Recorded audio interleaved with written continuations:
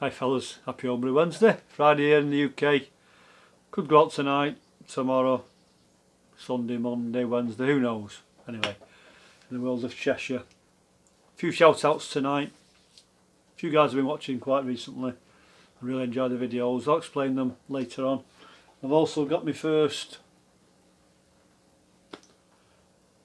raw beer. Now this is, if you don't know, this is a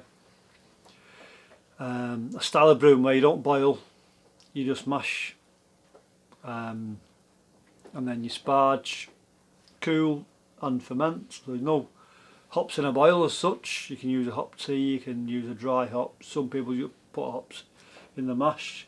This is one I got from David Heath, Homebrew, the grandfather man, as you know.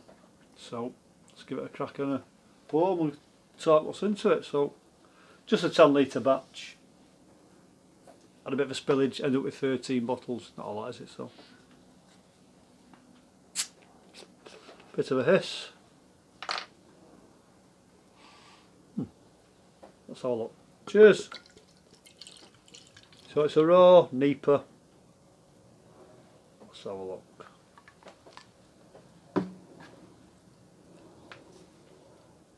Looks hazy. I use a Cross My Leaf haze yeast, reharvested. Smells amazing. It really is. So right, just use a small pot. I've got a 15 litre pot there. I used that. So we've got pale malt, 1.6 kilograms. I'll put a link down to David's video. I think Tube Dino's have done a couple of these, hasn't he? And also Dr. Hans. So pale malt, Munich malt, wheat malt. I use quick oats, just from the supermarket. Mashed at 9 litres. Sparge 5, 11 litres in the fermenter. As I said, I got 13 bottles, not a lot. Got an OG of 1.062 and it finished at 10%, which is quite low, so it's 6.9%, so not to be sessioned, obviously. 6.9%. Use a hop tea, 40 grams of Chinook and 40 grams of Amarillo, 80 degrees Celsius, and I added that to the bottling bucket. And I primed it with half teaspoon per 500 ml bottle. So does that look like a Nipah? Does to me. The smell is amazing. You've got to be here. It has died down slightly. It's only been a few weeks from what it was. Still there. So cheers.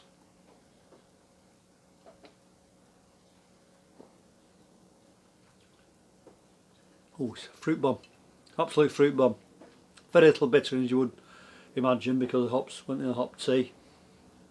You could do a hop tea at higher temperature to give you some bittering, but I didn't want to. I just wanted to just give it a go. But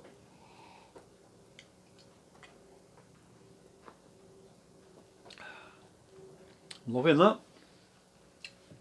I'm not sure if it's a style to do again though. I don't know. It's just something. Don't know. And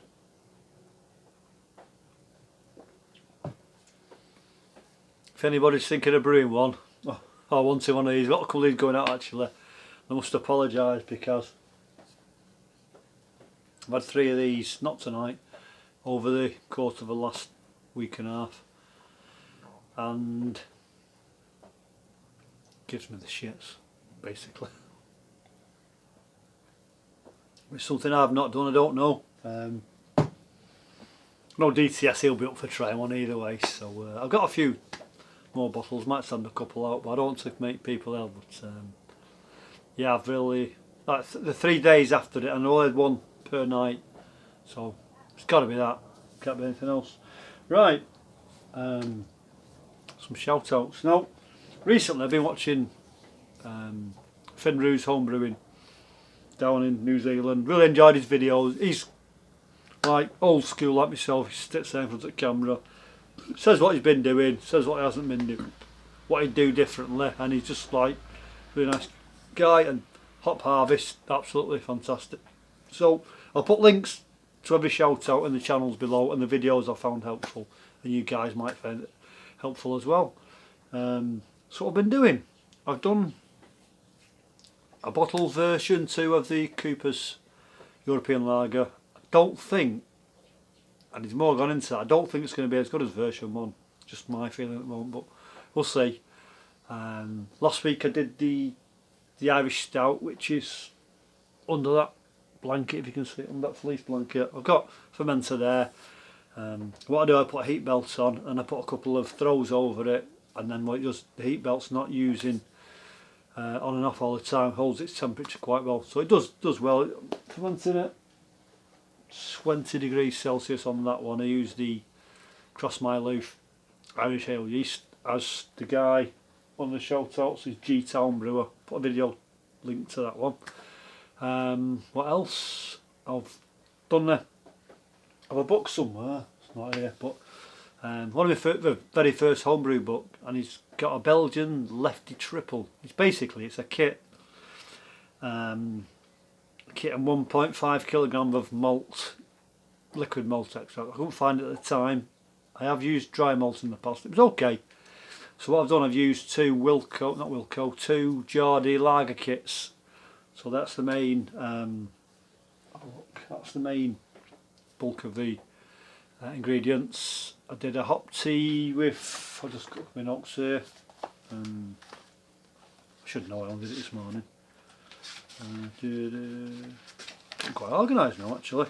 Hop tea of 25 grams of Tatnanga, so I left it to go below, again 80 degrees Celsius, to get the flavour and the aroma rather than the bittering, because them kits, they've got enough bittering I think anyway, and most people agree with that.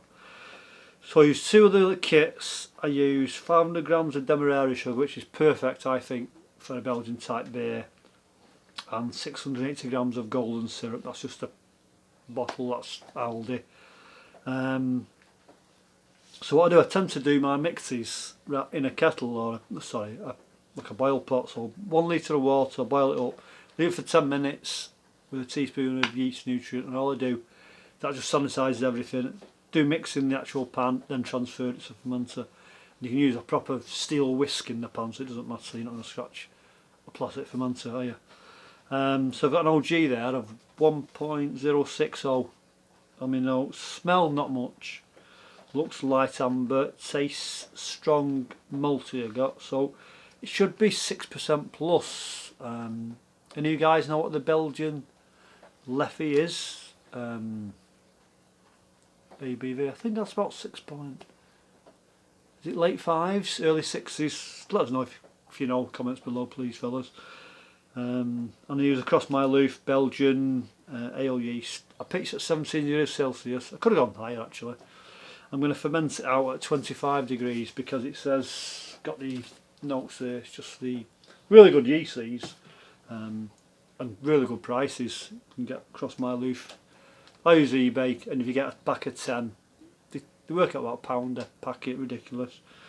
I've got my glasses on as usual. 15, ferment at 15 to 28 degrees Celsius. Going 25, it says ferment at higher temperatures for more esters. So I've done 25, so it's middle to top end anyway. So I'll bottle that as well. I've not done any kegging recently. I've gone off kegging a bit. You've got too many beers of the same, and you're ploughing through them. And I'm not enjoying it at the moment. So the gas has run out anyway. So that's that.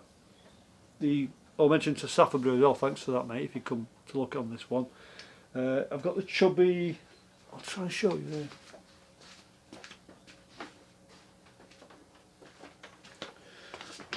Might not pick it up on here, but I've got the chubby fermenter, and if you look here, you've got a slight coming up here. There's a hairline crack to there. I'm not sure if it's picking up on the camera. I'll try and tip it, but you might just see it there. I've no confidence in this whatsoever. It's holding pressure at the moment, but do want to risk a beer in there. I think it was 50 quid this. Not cheap. I've only used it 3 times. Not been abused or anything like that. Looked after it. I did message Brew to Bottle. Nothing back. I emailed them, nothing back. I was hoping they could do something for me, which is pretty poor. But I believe they're in some kind of financial difficulties, so I think they're lying low. Safa Brew did email me, he had a similar problem. I don't think his was as bad as that. So, pick it up there. There, you see it just there. See it there. There, coming up there. So it's not good, is it? That's. See it coming right round there, and then up towards the fermentation. So I don't really want to risk a beer in there. It's a shame really, because really good concept. I really enjoyed making the beers in there. You can serve them straight from there or put them to the carny without any oxygen. So it's a real shame. So what do we do about that? Any advice, fellas? So I'll sip of this. Just got the whiff again. It's just warmed up. That's been in the fridge all day, this one. That's scary. Scary strong, 6.9% that. You're talking almost 7% beer, aren't you? I think, I mean, a lot of people keg these, but I think great in the bottle. And a small batch is perfect. So right, some shout outs. Also, I'll put links down to these. So Finroo's Homebrewing. He's done Homebrew Wednesdays. Old school. Really enjoyed his videos. So I'll put a link to him. Another one, G-Town Brewer. He did Irish, the Cooper's Irish Stout, and we got the yeast idea off him. So thanks to you, mate. I'll put links down. Some of these have got really a lot of subscribers, and some haven't. But it doesn't, you know. Go over, don't subscribe. Go and give him a, you know, give him a thumbs up and give him a subscribe, and you know, tell them what I sent you. So come and have a look out. Really good guys. Skid Baxter. He's American guy, not many videos, but I think he's putting more up, and he's a rock musician. And Finroo's big mates with Skid, so yeah, cheers fellas. And I like the music. I'm not really into that heavy rock music. It's not really my bag. Get the odd one, but a bit more indie, you know, the Manchester scene and all that. Alright, kid, you know, that kind of stuff. Another one, Basic Homebrew. I think he's Australian or New Zealand, certainly down that way. And he's also got a new video channel of stealth camping. So I do it at the camper van now, so I'm going to put a link down to his channel and his new channel as well. So that's it really. Yeah, good to see some of you guys coming back. Uncle Jonah's back in town, and so I've had a couple of his videos. He's banging them videos out. I hope he's alright. You do watch this, mate. Hope things work out. If you don't know, you don't know, but it's not really important. But I hope everything works out. Crew Wolf, Mark, you're back in town, aren't you, mate? Good to see you back and getting your shed up and running. David DTS, he's over in Spain, back over tomorrow, so you might watch this maybe tonight, maybe tomorrow. Fantastic fella, really generous. And I've said this before about Yorkshiremen. I think it's a bit of a myth because he's so generous, David. Z German, Ant Rogerson, very generous as well, and so is Yorkshire Homebrew. So I think that is a myth anyway in the homebrewing scene. They're really generous people. Them. This pump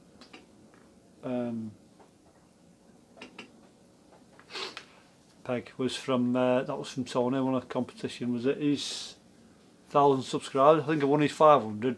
Runs up in his 1,000. So you can't be bad, can it? So I'm going to put my feet up now. I'll put some links to them channels. I'll get this up tonight, I think, because been hanging around all day. Said it'd rain, I know it was. So I was going to go outside this afternoon, but cheers, fellas. Go and check out the recipe of this with David Heath.